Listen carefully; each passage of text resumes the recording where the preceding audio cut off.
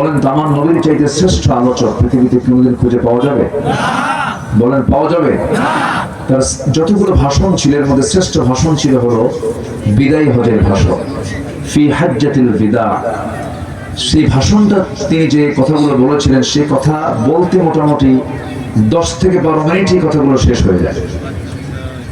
তাহলে পৃথিবীর সেরা ভাষণ যা মোটামুটি 15 থেকে 20 মিনিটের মধ্যেই কাভার করেছেন মুহাম্মদ সাল্লাল্লাহু আলাইহি ওয়াসাল্লাম। কিন্তু আমার দেশে শ্রোতাও কম জ্ঞানী না, আবার যারা আলোচক তারাও কম জ্ঞানী না। 2 ঘন্টা শোনার পরও কয় না আরেকটু হলে ভালো হতো।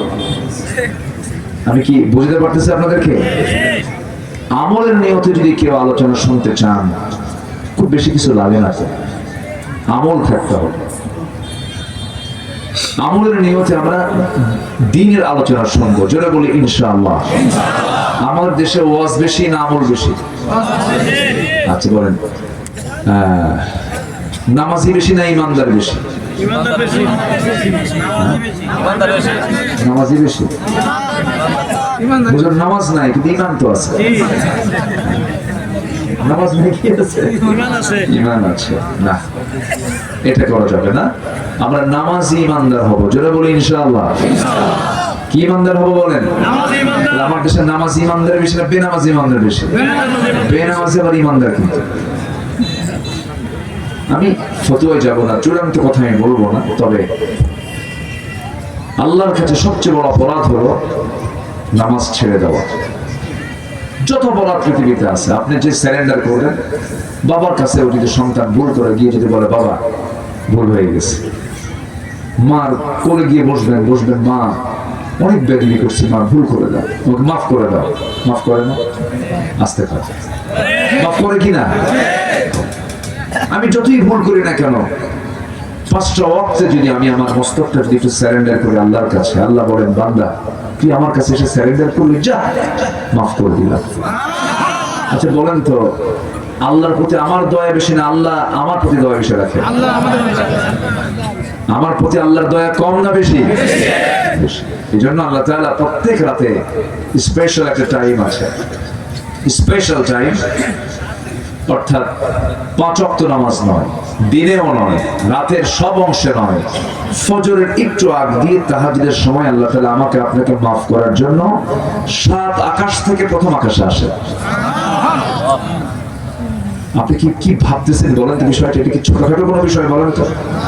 এবং ফিস সামাঈদ দুনিয়া এসে বলেন আলা মিন মুস্তাগফিরিন ফাগফির লাহ, কোন ক্ষমা প্রার্থী কি আছো আমি তাকে ক্ষমা করে দেব?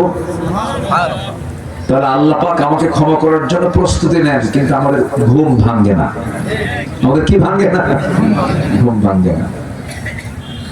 আল্লাহ কত দূর? আমার আল্লাহর আরশ আজিমটা এই সেই দূর নাকি? সবাইকে আরশ আজিমের ছায়া পেতে চান? আশ্রয় নিতে চান? কেমনে যাবেন? কোন বিমানে যাবেন বলেন? সম্ভব না? আল্লাহ নিয়ে যেতে হবে, আল্লাহ নিতে হবে। আমরা যেতে পারবো না। কতদূর পর্যন্ত যেতে পেরেছি আমরা যেতে পেরেছি হলো চাঁদের দেশে, যেতে পেরেছি আমরা মঙ্গল গ্রহে। মানুষ দেখলো চাঁদ দেখলাম, মঙ্গল গ্রহ দেখলাম, একটু সূর্য দেখবো। সূর্যের আভ্যন্তরীণ তাপমাত্রা হলো 15 লক্ষ ডিগ্রি সেলসিয়াস। সম্ভব? জ্বলে পড়ে সারখার হয়ে যাবে। এখন মানুষ যদি মনে করে যে চাঁদ দেখলাম, মঙ্গল গ্রহ দেখলাম, একটু তারকা দেখবো, তারকা আরো দূরে। পৃথিবীর সবচেয়ে নিকটবর্তী তারকার নাম হলো প্রক্সিমা সেন্ট্রাই। প্রক্সিমা সেন্ট্রাই যদি কেউ যেতে চায় কোন নভোযান ছাড়া সম্ভব না। পৃথিবীর লেটেস্ট আবিষ্কার হলো অ্যাপোলো 11, যার ঘন্টার গতি হলো 39,000 কিলোমিটার।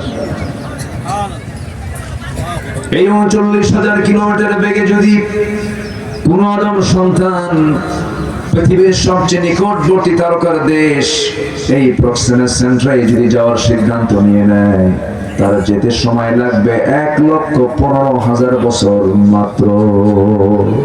যাবেন কারা কারা? হাত তোলে। যাবেন কোন দিন, বাঁচবেন কোন দিন? যাবেন কোন দিন, বাঁচবেন কদিন? সম্ভব হবে না।